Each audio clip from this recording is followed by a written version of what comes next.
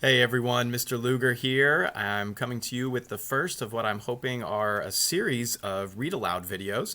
So especially our hybrid students can keep up with some of the things that we've been doing in class, and the read-alouds just isn't something that translates to a folder that goes home once a week.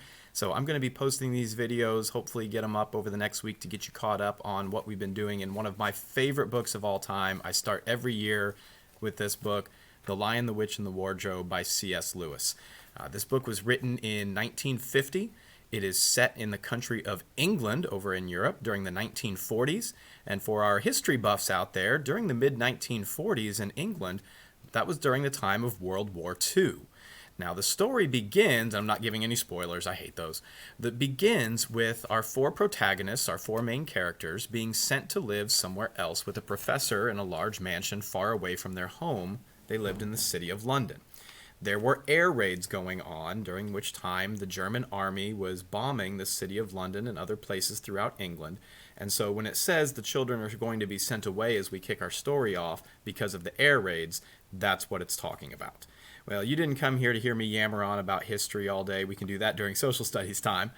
We're going to go ahead and jump right in, read the first section of the story, and then check back throughout the week, and we'll hopefully get some more videos posted for you. And those of you that aren't hybrid students, why not watch it again? Because you can hear some of the story. Maybe you were absent. Maybe you just really liked a certain section and want to relive that part. So you're welcome to watch these videos as well. The more the merrier. So let's get started. C.S. Lewis's classic, The Lion, the Witch, and the Wardrobe. Once there were 4 children whose names were Peter, Susan, Edmund, and Lucy. This story is about something that happened to them when they were sent away from London during the war because of the air raids. They were sent to the house of an old professor who lived in the heart of the country, 10 miles from the nearest railway station and 2 miles from the nearest post office. He had no wife, and he lived in a very large house with a housekeeper called Mrs. Macready and 3 servants. Their names were Ivy, Margaret, and Betty, but they do not come into the story much. He himself was a very old man with shaggy white hair which grew over most of his face as well as on his head, and they liked him almost at once. But on the first evening when he came out to meet them at the front door, he was so odd-looking that Lucy, who was the youngest, was a little afraid of him. And Edmund, who was the next youngest, wanted to laugh and had to keep on pretending he was blowing his nose to hide it. As soon as they had said good night to the professor and gone upstairs on the first night, the boys snuck into the girls' room and they all talked it over. "Well, I think we've fallen on our feet, and no mistake," said Peter. "This is going to be perfectly splendid. That old chap will let us do anything we like." "I think he's just an old dear," said Susan. "Oh, come off it," said Edmund, who was tired and pretending not to be tired, which always made him bad-tempered. "Don't go on talking like that." "Like what?" said Susan. "And anyway, it's time you were in bed." "Like that? Trying to talk like mother," said Edmund. "Who are you to say when I'm to go to bed? Go to bed yourself." "Hadn't we all better go to bed?" said Lucy. "We're sure to be in trouble if we're heard talking here." "Nah, I don't think so," said Peter. "I tell you, this is the sort of house where no one's going to mind what we do. Anyway, they won't hear us. It's about a 10 minutes walk from here down to that dining room and any number of stairs and passages in between." "What was that noise?" said Lucy suddenly. It was a far larger house than she had ever been in before, and the thought of all those long passages and rows of doors leading into empty rooms was beginning to make her feel a little creeped out. "It's only a bird," said Edmund. "I think it's an owl," said Peter. "This is going to be a wonderful place for birds. I say, I'm going to go to bed now, and let's go explore tomorrow. You might find anything in a place like this. Did you see those mountains as we came along? And the woods? There might be eagles, there might be stags, there'll be hawks." "And badgers," said Lucy. "Snakes," said Edmund. "Foxes," said Susan. But when the next morning came, there was a steady rain falling, so thick that when you looked out the window, you could see neither the mountains nor the woods nor even the stream in the garden. "Of course it would be raining," said Edmund. They had just finished breakfast with the professor, and were upstairs in the room he had set apart for them. A long, low room with 2 windows looking out in one direction, and 2 in another. "Oh, do stop grumbling, Edmund," said Susan. 10 to 1 it'll clear up in an hour or so.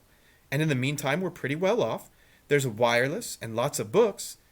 Now, back then, again, we're talking 1940s, wireless was not the Wi-Fi you think of. It would have been a radio.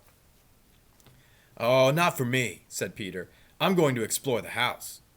Everyone agreed to this, and that was how the adventures began.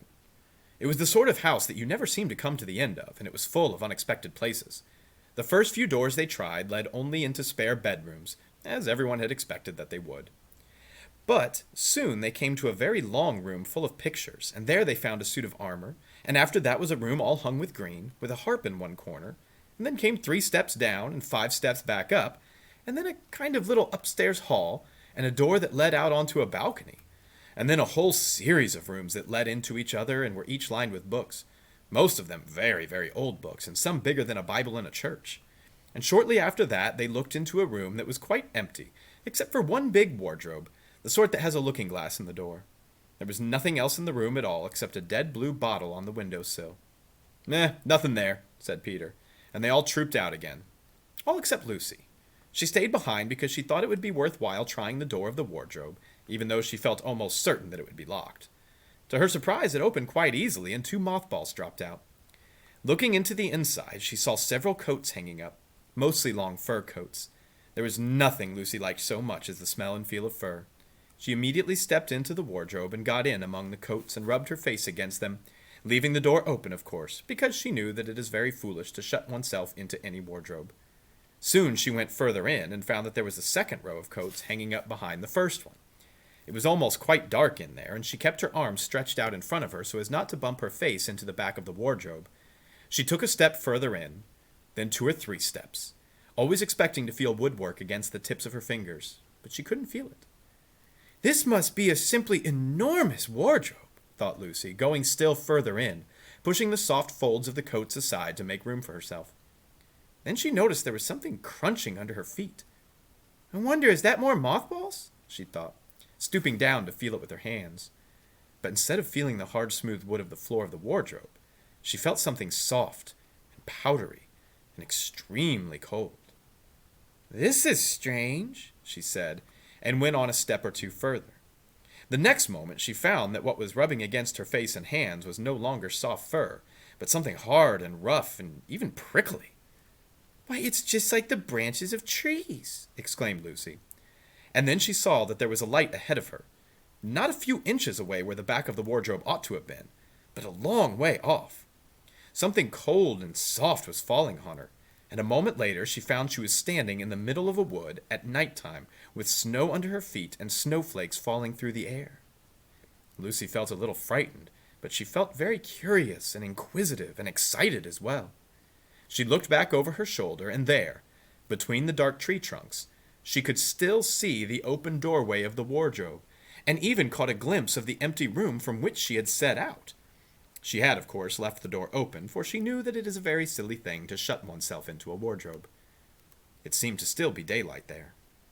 "I can always get back if anything goes wrong," thought Lucy. She began to walk forward, crunching over the snow and through the woods towards the other light. In about 10 minutes she reached it, and found that it was a lamp-post.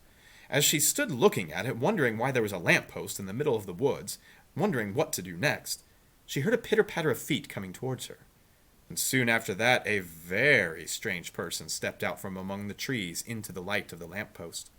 He was only a little taller than Lucy herself, and he carried over his head an umbrella white with snow. From the waist upward he was like a man, but his legs were shaped like a goat's. The hair on them was glossy and black. And instead of feet, he had goat's hooves. And he also had a tail, but Lucy did not notice this at first because it was neatly tucked over his arm, the one that held the umbrella so as to keep it from trailing in the snow. He wore a red woolen scarf around his neck, and his skin was a little reddish too. He had a strange but pleasant little face with a short pointed beard and curly hair, and out of the hair there stuck 2 small horns, one on each side of his forehead. One of his hands, as I have said, carried the umbrella. In the other arm he carried several brown paper packages. What with the packages and the snow, it looked just as if he had been doing his Christmas shopping. He was a fawn, and when he saw Lucy he gave such a start of surprise that he dropped all of his packages. "Goodness gracious me!" exclaimed the fawn. "Good evening," said Lucy, but the fawn was so busy picking up his packages that at first he did not reply. When he had finished, he made a little bow. "Good evening, said the fawn. "Excuse me, I don't mean to be inquisitive, but should I be right in thinking that you are a daughter of Eve?" "My name's Lucy," she said, not quite understanding he was asking if she was human. "But you are, forgive me, you are what they call a girl?" asked the fawn. "Of course I'm a girl," laughed Lucy. "You are in fact human?" "Of course I'm human," said Lucy, still a little puzzled. To be sure," said the fawn. "How stupid of me! But I've never seen a son of Adam or daughter of Eve before. I am delighted, that is to say—" Then he stopped, as if he had been going to say something he had not intended, but had remembered in time. Delighted, he went on. "Allow me to introduce myself. My name is Tumnus." "I'm very pleased to meet you, Mr. Tumnus," said Lucy. "And may I ask, O Lucy, daughter of Eve, how you have come into Narnia?" "Narnia? What's that?" said Lucy.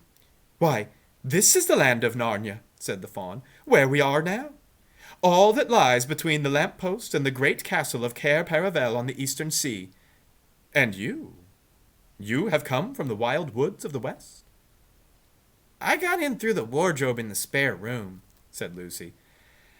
"Oh," said Mr. Tumnus in a rather melancholy voice, "if only I had worked harder at geography when I was a little fawn, I should no doubt know all about those strange countries. I suppose it's too late now." "But they aren't countries at all," said Lucy. "It's only just back there. At least well, I'm not sure. It's summer there." "Oh, meanwhile it is winter in Narnia," said Mr. Tumnus, "and has been for ever so long. And we shall both catch cold if we stand here talking in the snow. Daughter of Eve from the far land of Spare where eternal summer reigns around the bright city of Wardrobe. How would it be if you came and had tea with me?" "Well, thank you very much, Mr. Tumnus, but I was wondering whether I ought to be getting back." "It's only just round the corner, and there'll be a roaring fire, and toast, and sardines, and cake." "Well, it's very kind of you," said Lucy, "but I won't be able to stay long." "Then if you will take my arm, daughter of Eve," said Mr. Tumnus, "I shall be able to hold the umbrella over both of us. That's the way. Now, off we go." And so Lucy found herself walking through the woods arm in arm with this strange creature, as if they had known one another all their lives.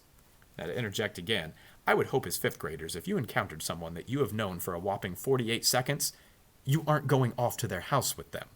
That's not exactly a smart play from Lucy here.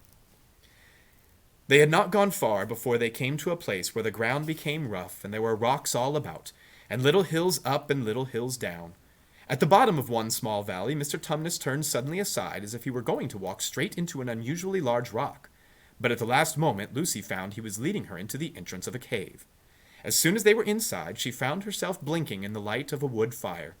Then Mr. Tumnus stopped and took a flaming piece of wood out of the fire with a neat little pair of tongs and lit a lamp. "Now we shan't be long," he said, and immediately put a kettle of water on to boil. Lucy thought she had never been in a nicer place. It was a little cave, but dry and clean, of reddish stone, with a carpet on the floor and 2 little chairs. "One for me and one for a friend," said Mr. Tumnus.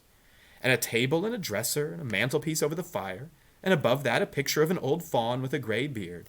In one corner there was a door which Lucy thought must lead to Mr. Tumnus's bedroom, and on one wall was a shelf full of books. Lucy looked at these while he was setting out the tea things. They had strange titles like The Life and Letters of Silenus, or Nymphs and Their Ways, or Men, Monks, and Gamekeepers, a Study in Popular Legend. Another was titled, Is Man a Myth? "Now, daughter of Eve, we are ready," said the fawn. And it really was a wonderful tea. There was a nice brown egg lightly boiled for each of them, then sardines on toast, then buttered toast, then toast with honey, and then a sugar-topped cake. And when Lucy was tired of eating, the fawn began to talk. He had wonderful tales to tell of life in the forest. He told about the midnight dances and how the nymphs who lived in the wells and the dryads who lived in the trees came out to dance with the fawns. About long hunting parties after the milk-white stag who would grant you wishes if you caught him. About feasting and treasure-seeking with the wild red dwarves in deep mines and caverns far beneath the forest floor. And then about summer, when the woods were green and old Silenus on his fat donkey would come to visit them, and sometimes Bacchus himself, and the whole forest would give itself up to jollification and partying for weeks on end. "Not that it isn't always winter now," he added gloomily. Then to cheer himself up, he took out from its case on the dresser a strange little flute that looked as if it were made of straw and began to play. And the tune he played made Lucy want to cry and laugh and dance and go to sleep all at the same time.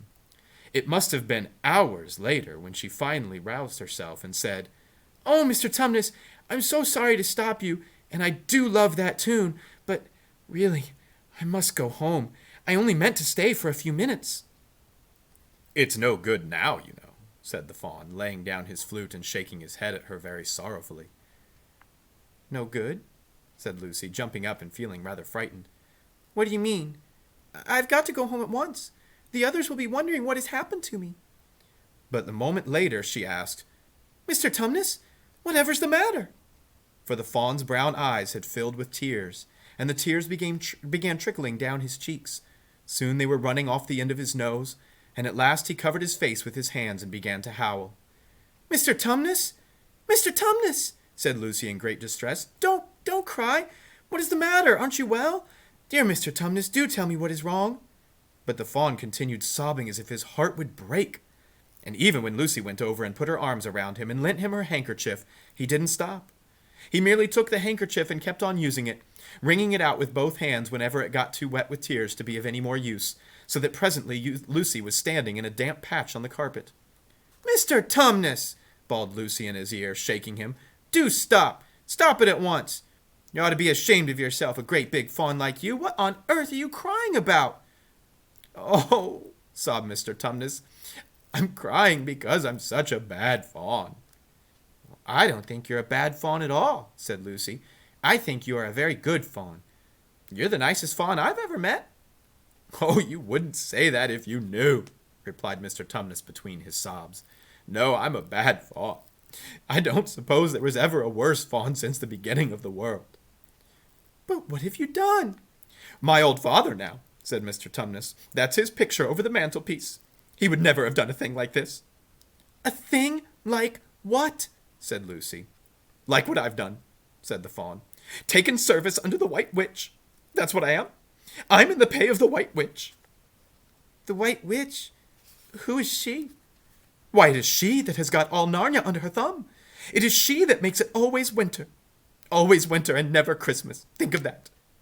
"How awful," said Lucy. "But what does she pay you for?" "That's the worst of it," said Mr. Tumnus with a deep groan. "I'm a kidnapper for her. That's what I am. Look at me, daughter of Eve. Would you believe that I'm the sort of fawn to meet a poor innocent child in the woods, one that had never done me any harm, and pretended to be friendly with it, invited it my home back to my cave, all for the sake of lulling it asleep and then handing it over to the White Witch?" "Well, no," said Lucy. "I'm sure you wouldn't do anything of the sort." "But I have," said the fawn. "Well," said Lucy rather slowly, for she wanted to be truthful, yet not to be too hard on him. "Well, that was pretty bad. But you're so sorry for it that I'm sure you'll never do it again."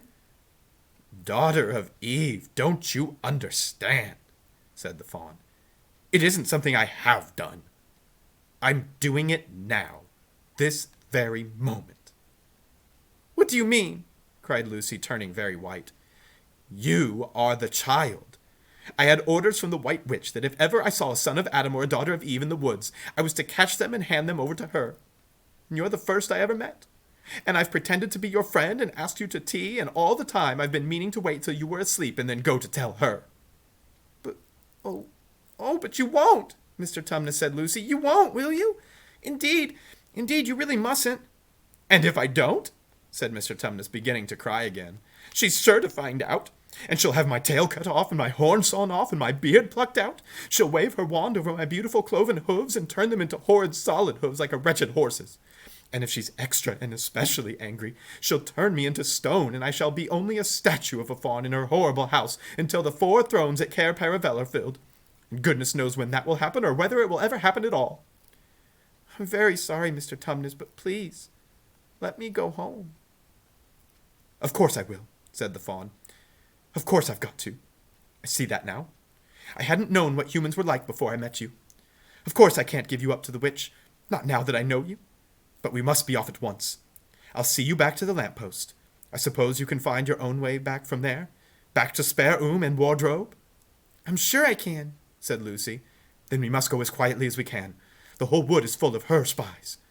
Even some of the trees are on her side.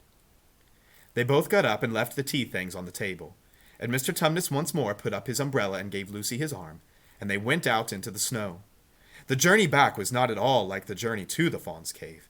They stole along as quickly as they could and as quietly as they could without speaking a word, and Mr. Tumnus kept to only the darkest places. Lucy was relieved when they reached the lamp-post again. "Do you know your way from here, daughter of Eve?" said Mr. Tumnus. Lucy looked very hard between the trees and could just see in the distance a patch of light that looked like daylight. "Yes, I can see the wardrobe door."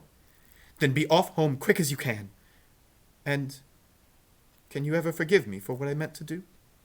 "Why, of course I can," said Lucy, shaking him heartily by the hand. "And I do hope you won't get into dreadful trouble on my account."